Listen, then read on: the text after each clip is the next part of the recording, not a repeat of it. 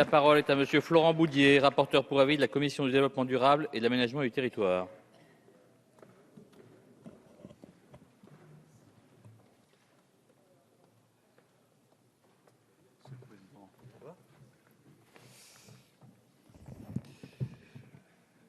Monsieur le Président, Madame la Ministre, Monsieur le Ministre, Monsieur le Président de la Commission des lois, Mesdames et Messieurs les rapporteurs, chers collègues, en moins de 3 ans, 2 lois réformant notre organisation territoriale ont été adoptées. De nouveaux moyens d'action ont été confiés aux métropoles. Le nombre de nos régions a été divisé par 2 pour en accroître la visibilité. 2 lois qui préfiguraient, qui annonçaient le texte dont nous débutons l'examen cet après-midi, parce que la naissance de puissantes métropoles d'un côté, les nouvelles grandes régions de l'autre, appelait un débat sur la mise en cohérence, sur la clarification des compétences locales entre elles, et nous y sommes. Chacun se souvient des termes employés ici même par le Premier ministre dans sa déclaration de politique générale du 8 avril 2014, et chacun se souvient du débat qu'il avait alors engagé sur l'évolution des conseils généraux. Une proposition d'ailleurs populaire, si l'on en croit les très nombreuses enquêtes d'opinion qui depuis ont été publiées. Mais ce débat, mes chers collègues, Monsieur le rapporteur l'a rappelé, est pour le moment derrière nous, et il faut, me semble-t-il, en tirer toutes les conséquences dès ce projet de loi. Voilà pourquoi la Commission du développement durable et de l'aménagement du territoire n'a pas souhaité rétablir les transferts de compétences des conseils généraux vers les régions en matière de transport et de route. Nous avons en particulier considéré que le maintien des collèges aux conseils généraux justifie que l'on y regarde à 2 fois avant de transférer les transports scolaires aux régions. Pour la voirie départementale, la Commission a étudié, pour la voirie départementale, une voie médiane, sans la trancher d'ailleurs, entre le refus du Sénat d'en confier la responsabilité aux régions et la volonté du gouvernement de lui en transférer l'intégralité. Une autre solution nous paraît possible, qui consisterait à transférer aux régions les seuls axes routiers qui ont une portée supra-départementale, en quelque sorte. Nous débattrons de ces propositions en cours de séance. S'agissant maintenant du seuil minimal de population pour les intercommunalités, la Commission a considéré que l'effort de rationalisation devait se poursuivre, tout en ouvrant droit à des adaptations en fonction des circonstances locales.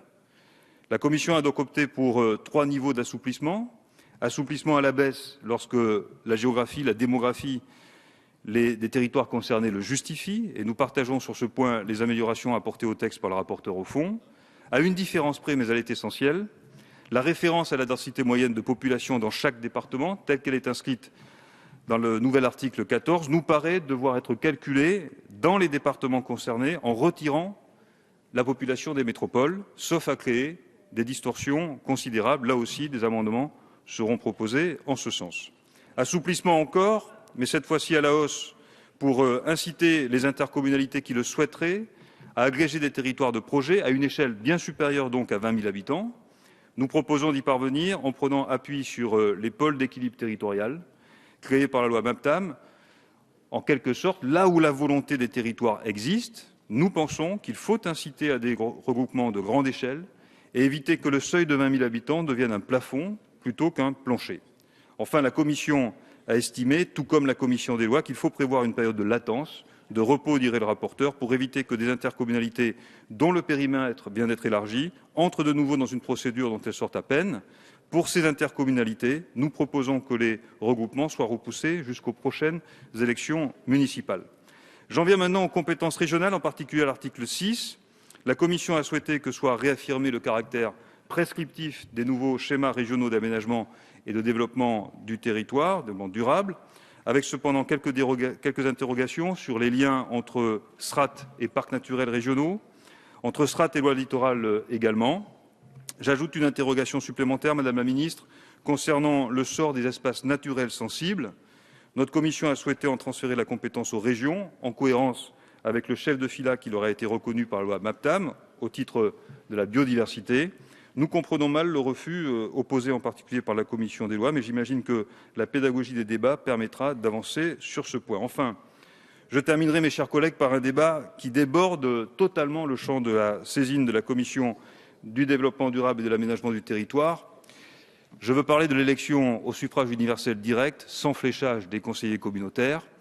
Il faut franchir, Madame la Ministre, cette nouvelle étape. C'est non seulement le sens de l'histoire, mais c'est une exigence démocratique. Les politiques intercommunales, qui sont désormais l'essentiel des politiques de proximité, ne peuvent plus se faire à l'ombre et dans la discrétion de conseils communautaires et de présidents qui n'ont pas été directement choisis par nos concitoyens, c'est-à-dire sans le filtre des candidats à l'élection municipale. Et je souhaite, Madame la Ministre, que ce débat relancé en commission des lois par notre collègue Colette Capdevielle trouve une issue positive dans l'hémicycle. Je vous remercie. Merci, monsieur le rapporteur pour avis.